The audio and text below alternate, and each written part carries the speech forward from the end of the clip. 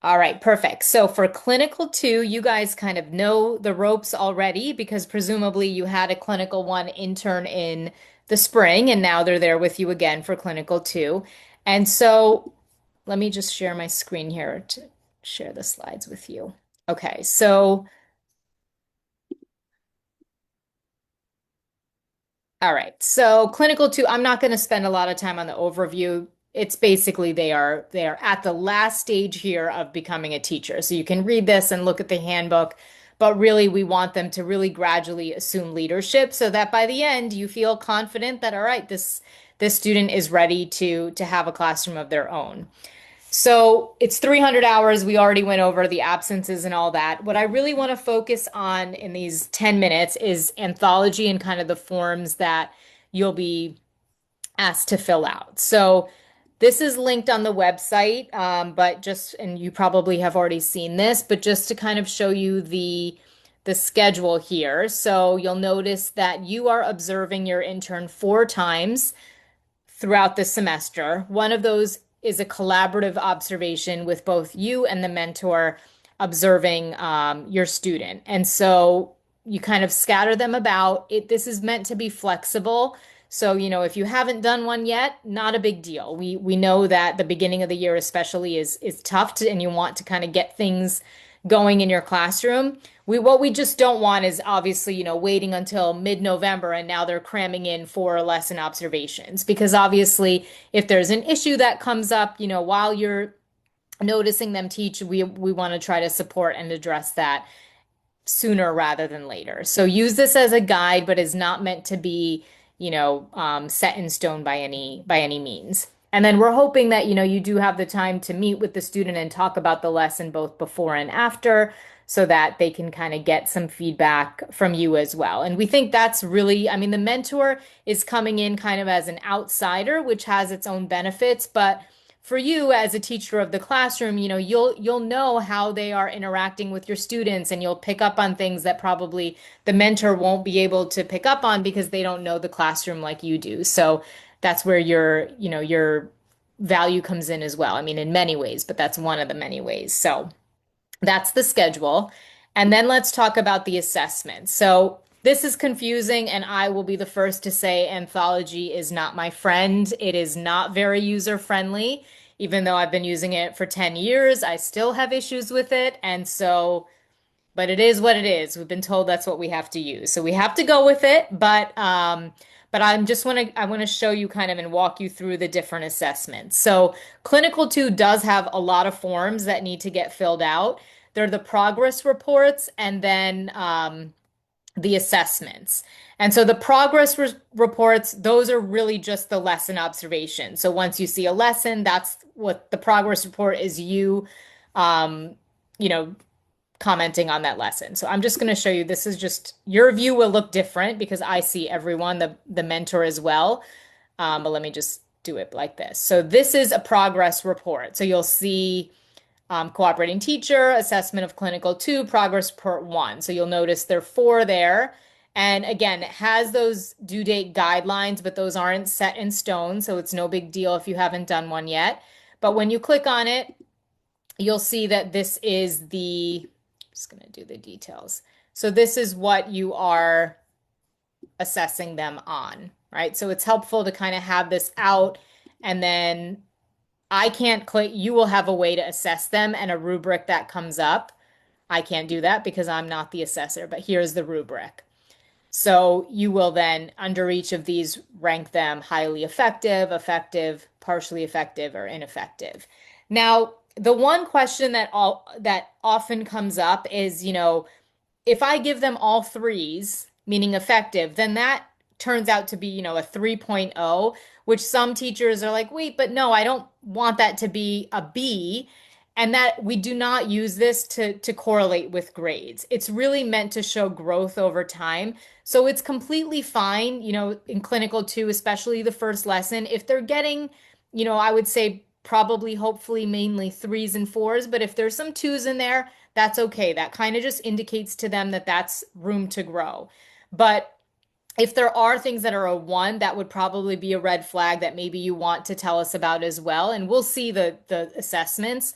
But that would be something that we want to address sooner rather than later. But just know that, this doesn't correlate to like a GPA or anything like that. This is really just meant to be kind of a holistic um, assessment that they use. So now let me go back to this. Okay, so those are the progress reports.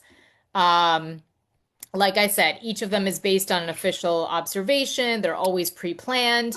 And for you all, this does not need to be that lesson plan template that we showed you. This can be any template that you approve of, and they're turning into you ahead of time, and you're looking at it. So there's 4 of those, and like I just showed you, you're submitting those to Anthology. Now, the next one, okay, I just did. Oh, one other thing to note, if you are, we try to ask that they get experience in different content areas if possible. I know that schools now are departmentalizing earlier and earlier. So if that's not the case, it's okay. But what sometimes we do is with the university mentor, if you're okay with it, and if the other teacher is okay with it, like if you're teaching ELA and social studies, maybe for one of the mentor lessons, they can teach a math lesson in, your partner's room. Obviously, you would have to be okay with that, but we're hoping that, they leave clinical year having taught all the 4 main content areas. Um, you obviously are only going to be observing when they're in your classroom, so that's fine. And if you are in a co-taught classroom, you can decide. You can either one person does all of the forms, you can divide them up and 2 people, 2 each. That's up to you. Um, However you want to do it. Yes, Christina, go ahead. Um, would it make sense, or it may add to maybe their nervousness, that when the mentor comes in and observes them, can I also observe the lesson too?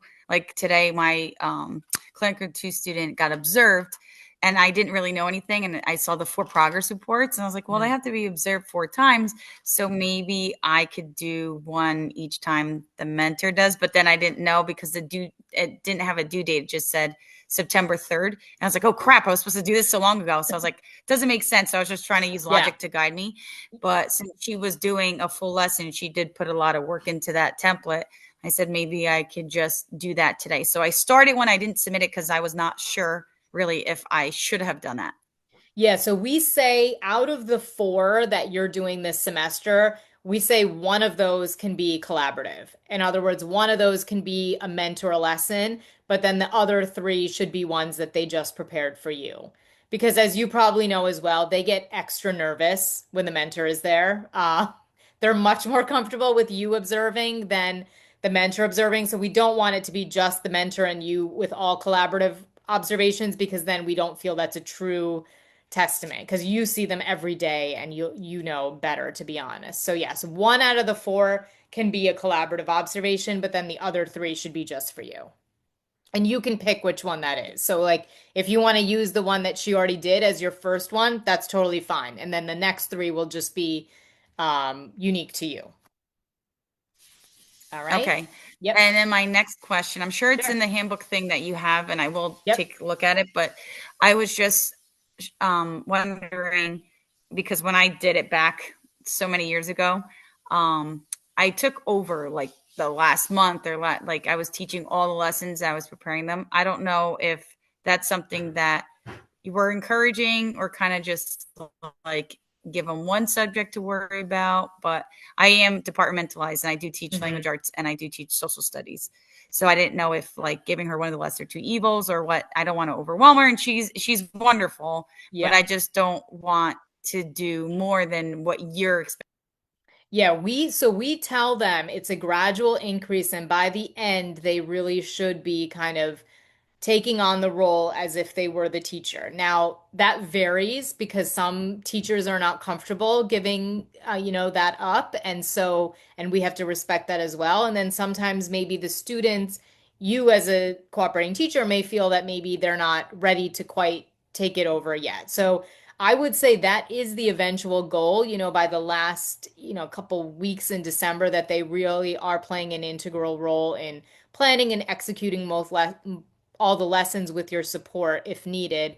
but that has to be kind of something that you're comfortable with and you think that they're ready for.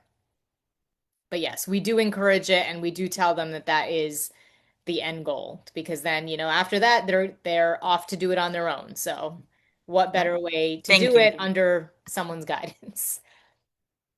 All right, perfect. And so then, so those are the progress reports. So those are linked to the lessons. And then you also have some assessments, which I'm going to show you in a second. Um, and these are just thinking about their entire clinical two experience. So they do have to be submitted by you. You can do, if you are two teachers that are doing like a co-taught classroom where two progress reports were done by one teacher and two by another, then you do this together because there's only one form on anthology. So you just sit together and kind of do it together. And these assessments, this is really important to kind of recognize is that these are not just tied to the four lessons that they did for you. This is really thinking holistically about the entire semester and their overall performance in clinical too. So in anthology, let me just go back now and show you what those look like. So what you're going to see are a couple of forms. So one is right here. You'll see it says cooperating teacher, the final assessment of clinical two. So when you click on this, let me just make it bigger. So it's the same thing that you're grading on all the progress reports. In other words, it's the same rubric and the same skills that we're asking you to assess. But instead of now tying this to a lesson, you're thinking overall about the clinical intern throughout the entire semester. How would you rate them in terms of understanding concepts, all of these things? So ideally, their holistic assessment will probably be a higher score than most of their progress reports because maybe on a lesson, they didn't have the most effective assessment. Everyone has a little slip up on an observed lesson now and then, but holistically thinking about it, this is where you want to think about the entire semester. And we always emphasize growth. Like you want to think about if they've shown growth, that should be reflected. Now, typically, I will say that most clinical two interns, unless we have heard about the situation, they tend to get threes and fours on this. If you do feel like they are partially effective, of course, you should be honest in that. But that will then, we will flag that as well and we'll probably have a conference with you or a call with you just to see, if you think they are ready they've met the competencies for clinical two. Because obviously, at this point, we take it very seriously because after this, they're getting certified to teach. So we want to make sure that whoever we are graduating and putting out there, we feel confident in their abilities. So same thing goes for this. This does not correlate with the grade. So if they get all threes, they may still get an A in the class. That doesn't correlate with the GPA. It's really just kind of thinking about reading the rubric and seeing what you think fits for them. So that's the first assessment you're going to do. Again, this is going to be done at the end of the semester. And then you'll see one more form down here. And a lot of times people miss this one. You'll notice that there's an assessment block and then the survey block in Anthology when you log in. And so a lot of times CTs will miss this, but this one is the final grade. So this is actually where you would enter the grade that you think they have earned in clinical two. So you'll put their name. This will already be entered for you, but it'll say, K-6, single cert or whatever. And then this is their overall grade. They don't get A pluses. A is the highest they can get, but you could give an A minus, B plus, B, whatever you think is what they deserve. And I will say that overwhelmingly, again, if unless we've heard about a situation and we're dealing with it, most students do end up with A's by the end of clinical two. And then you would recommend this clinical intern for a successful completion. So, in other words, do you think that they are ready to be a teacher? And then any additional comments. So this is kind of a quick form. We download all of this and, obviously red flag anything that comes up, especially if someone marks no. But typically, if you're marking no, we've already been in conversations with you.